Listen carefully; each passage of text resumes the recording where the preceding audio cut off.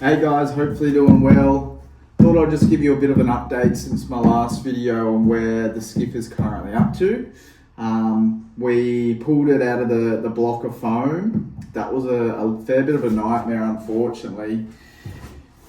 I anticipated that there would have been a fair bit of like hand sanding or shaping of the outside of the hull, just because the router bit for the CNC wasn't quite long enough for the depth of the skiff's sides. Skiff sides are 400 high, but the drill bit we had was only, or the router bit we had was only 280 mil. So it meant that it couldn't, and with the curve of the hull as well, because the hull's sides aren't flat, it's got a fair bit of curve and beam on it, that the routing bit couldn't get all the way through. So it meant that there was a bit between the top deck and bottom deck where it couldn't physically route through because of the angle and the curvature of the hull. So which I didn't video, we got a saw, cut it out of the block, but far out there was so much foam still left over, in particularly up the front of the hull, just with the curve, which I'll show you right here. You can see that the sides aren't actually dead flat. They've got somewhat of a beam. So it meant that the router couldn't actually get down into here. It was just going down like this. Or from the top side, it was only going like here. It wasn't getting this top part. So it meant that there was so much foam still left through these sides here. And I thought it was a bit of a really, mind my French, bit of a stuff up. And I thought when it come out that we got the top deck and bottom deck sizes incorrectly. But it's just because of the curve of the hull here. The top deck is actually a fair bit bigger than the bottom deck or the bottom of the hull. So I was a bit stressed there for a second, and I thought I just wasted 2 days of CNCing in the last 6 months of designing. But in the end, once we cut it out, one of Dad's surfboard shapers in the factory, Langy, who's a bit of a perfectionist, got on the planer and was able to plane the sides and blend it in a little bit, and then we just come behind and blended it and put it a bit more of a shape to the sides of the boat. That was a bit of a stuff around. Like if I was to do this again, I'd probably spend the time and money and buy a routing bit that's the depth of the sides. So when I say depth of the sides, so the height here, because the drill bit was only really getting to here and not really getting the full depth all the way through. So it just meant that we had to spend a lot more labor time of getting this more correct, where if it was a 400 bit from the bottom, it would have been able to get this flare at the front. And it would have just saved a hell of a lot of time and probably headache as well. But that's what you live and you learn. If I was to do it again, I'd probably just buy a bigger bit that will go all the way through. So where we're up to right now, so after we pulled it out, we hand sanded all as you would have seen in the first video, it had all those routing grooves. So now it doesn't have the routing grooves. It's all nice and smooth. And then we decide, because it's quite big and awkward. This is probably a better angle of it, and trying to get it moving it around. We've got surfboards and surfcraft all in here. We decided just to hand laminate the sides, Dad and I, just to protect it a little bit by moving it around. As you can see here, even on the top, just from moving it around the short amount of time that it got banged around a little bit. So we just thought we'll just put a layer of 6-ounce fiberglass, which we're going to do anyway, but I was going to just vacuum bag the whole amount in one shot, where now we've just got just hand laminated that. I think I'll just have to scuff it a little bit more. It has been sanded a little bit, but just a little bit more. And what I'm doing today, I am trying to work out how I want to run my fuel line. So this is where, as per the first video on YouTube, that this is the undercut here that you can slightly see, and that's where the fuel tank's going to sit on top. but I don't want to have the fuel line running up on top of the top deck here because it's probably just to be a trip hazard. So I'm wanting to run it under the floor. So I'll route out the floor a little bit and run, I found this at home, which I've had laying around for years. It's just some acrylic tube, which I believe is 20 mil. Yeah, that looks about 20 mil. And my fuel line, which is here,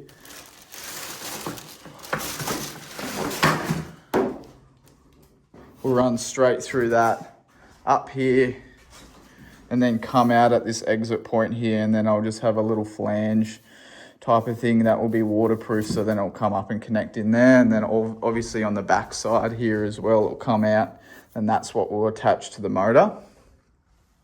That's the system I've come up with so far, and I'll probably run it underneath the wall of the esky, inbuilt esky. So what I'll do, I'll route out this side, and then this will sit, just pretend that's the wall there, that will sit on top of that, route it out, which will then hide it and you won't see it at all. I was thinking of running it potentially out a little bit further here, but it just meant that I was losing, like, I know it only seems a small amount, but it means that I've got a fuel line that's running from here to here, and I'm losing probably, I don't know, 15 mil over, where this, if it was to run under here, it's just simply gonna, the fuel line's simply gonna run up here and then here, and it's still got this bit of space along the side of the fuel tank a bit more.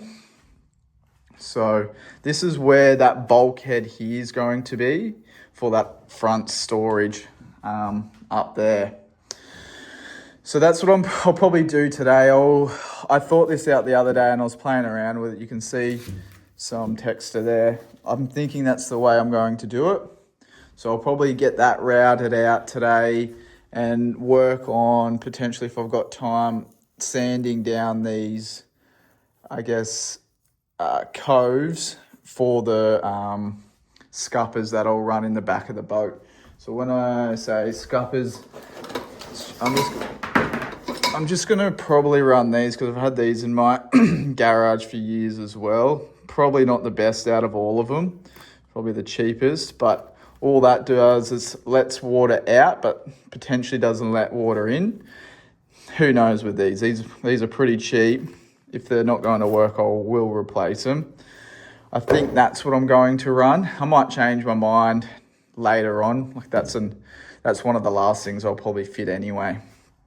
So yeah, that's what I'm going to do today. I think I'll only have time just to route out that and then play around just lowering these here. So I'll lower them to about by that much, just so then this can sit, that will sit down a little bit further, and then water will pull up and go down there. That's what the idea is anyway at the moment. It might change. I'll stop talking and I'll get into it.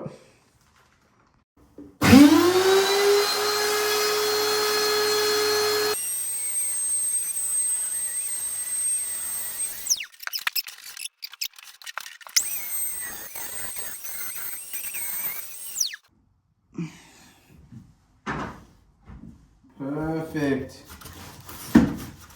Love when a plan works out. Just got a bit tight there. Back up.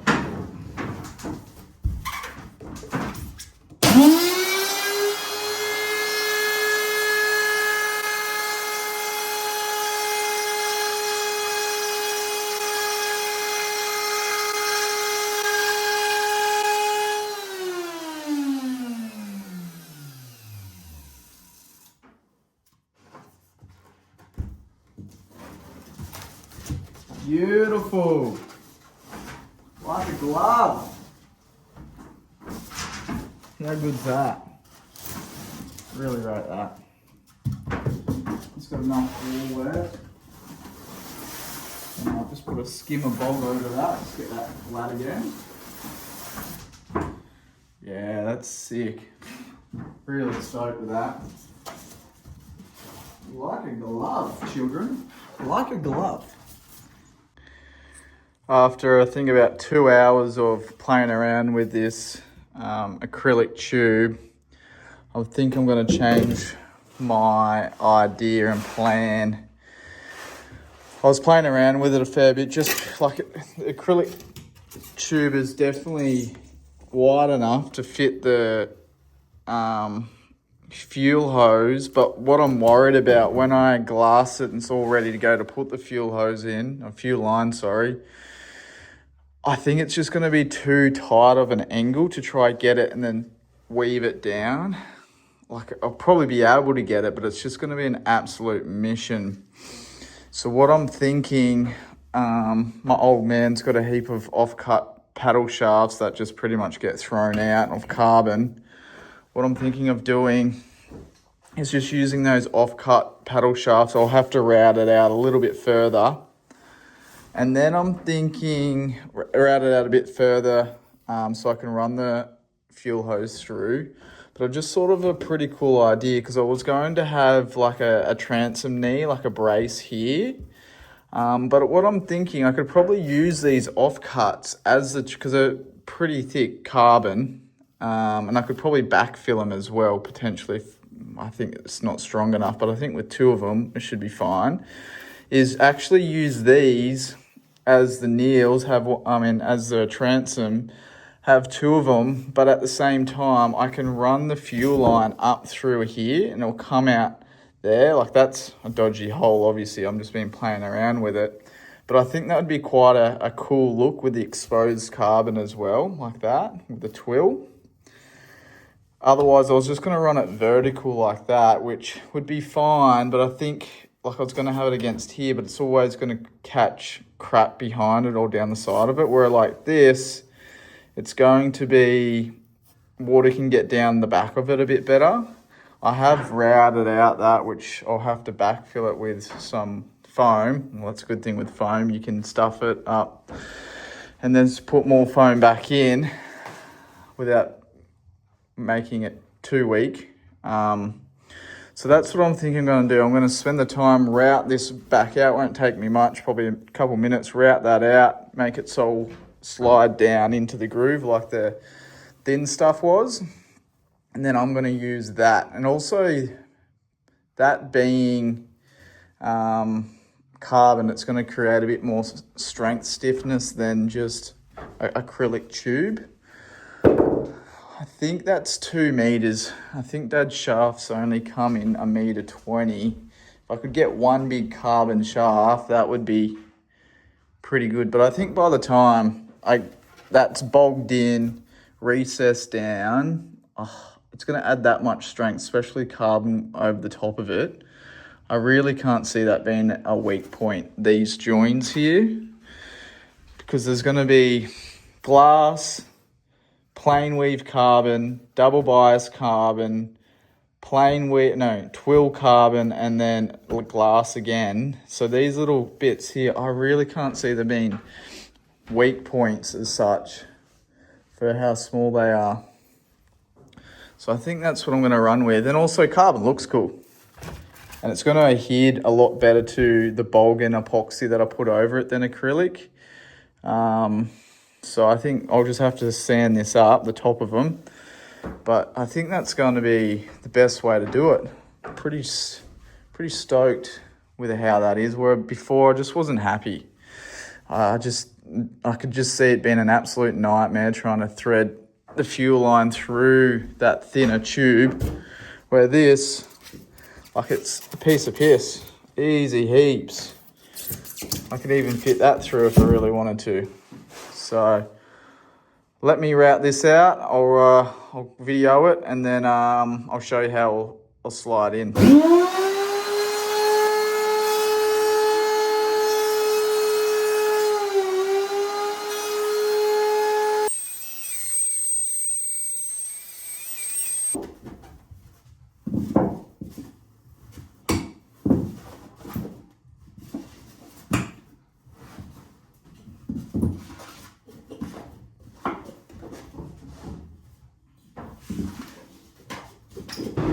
Hopefully you can hear they got the extraction fan on, doing some spraying downstairs. But this is how we're going to run it. So that will run underneath that, under the ice box. Come down here. Then I'm gonna have an exit point that will come out of here, and the fuel line will go like that. So all that's routed to be flush now. The only thing, which I'll probably take this ice box home and play around with it, is I'm wanting this ice box flush with the sides, and it's a fair bit out at the moment from being flush, and that's without even glass on it. So I'll probably take, I reckon, 20 mil. Where did that rule, tape measure go?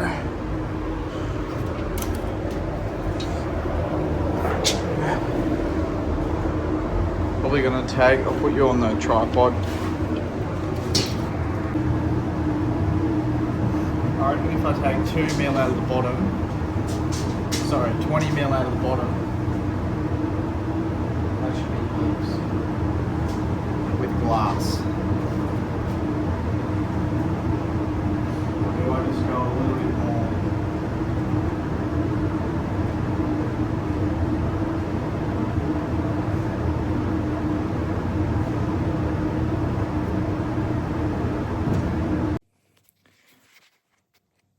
I ran out of time what I was going to do at the factory today, so I ended up coming home and finishing off what I wanted to finish off, which was reducing the sides on the esky. They were slightly too high by about 20 mil because they just weren't flush with the sides of the boat.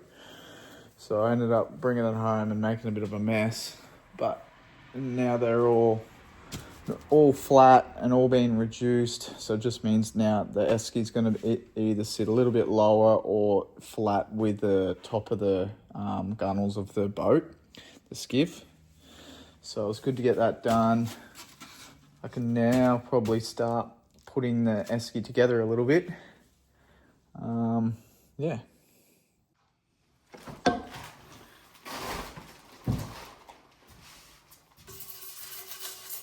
Another late night.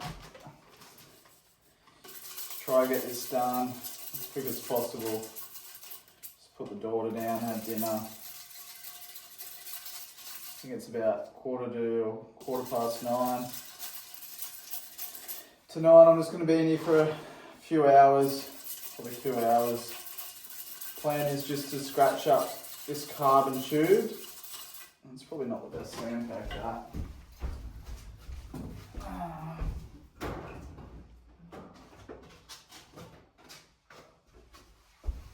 Scratch up this carbon tube, so when I bog it in, the bog-in glass will adhere to it.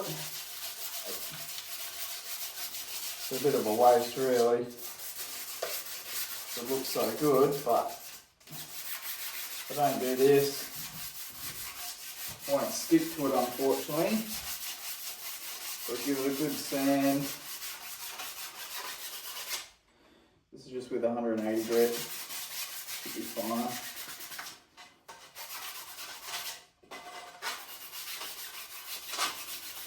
Until this is all nice and scratched up. So that's what it did look. That's what it looks like. That's what it needs to look like. All nice and scratched.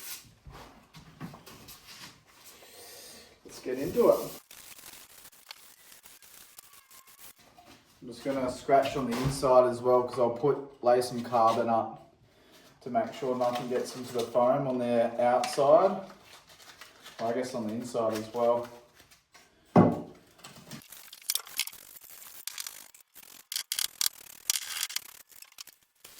Looks pretty good.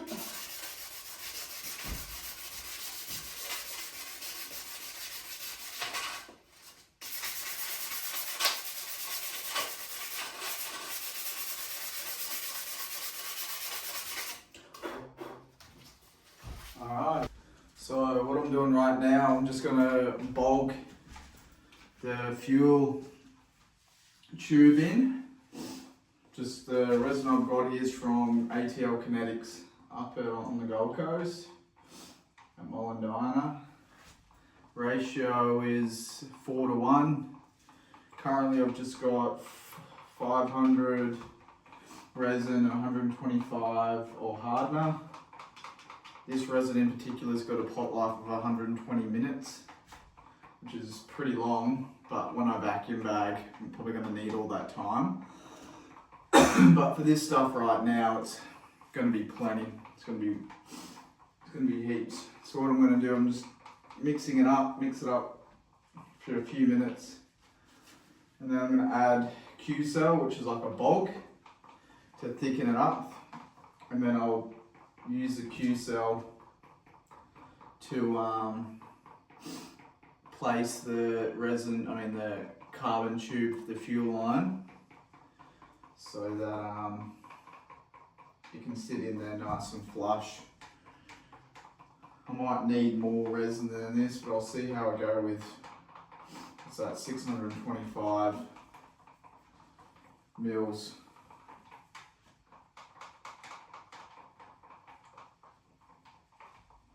Very watery resin, this. Never used it actually. It's quite yellow as well, so hopefully it won't really matter for me anyway. I'm not really having any exposed fiberglass. So hopefully she's gonna work. I'm just gonna go to where the Q-cell is and I'll add the Q-cell. I'll be back in a sec. Not sure if you can see that, but I've just added the Q-cell. I think it's actually called something slightly different, this stuff, but it's like a Q-cell type of bulk. So I'm just going to mix this up so it's a nice consistency. It's probably still a little bit watery for my liking. I don't really need it that watery. I'll go get some more. Can you see that there? That's a bit thicker now.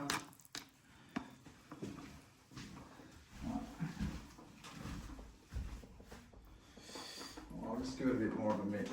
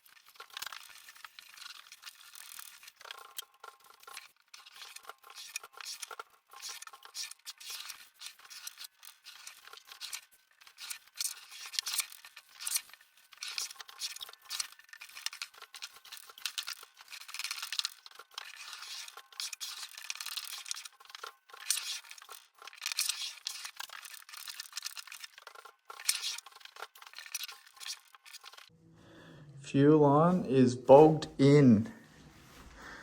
That was a bit harder job than I was expecting, but it looks pretty good. Yellow tape's just where I've joined it, so it doesn't seep through, the resin doesn't seep through too much.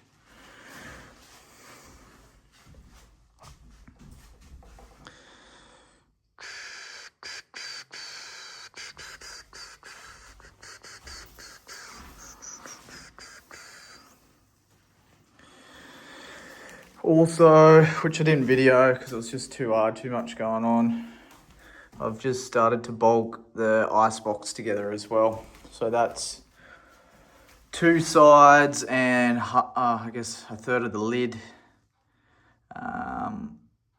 Yeah, so I'll bulk it all up so it's all ready to go. Obviously that top lid won't be bulked down because that's going to be on a hinge from this bit here. So it's slowly getting there, slowly.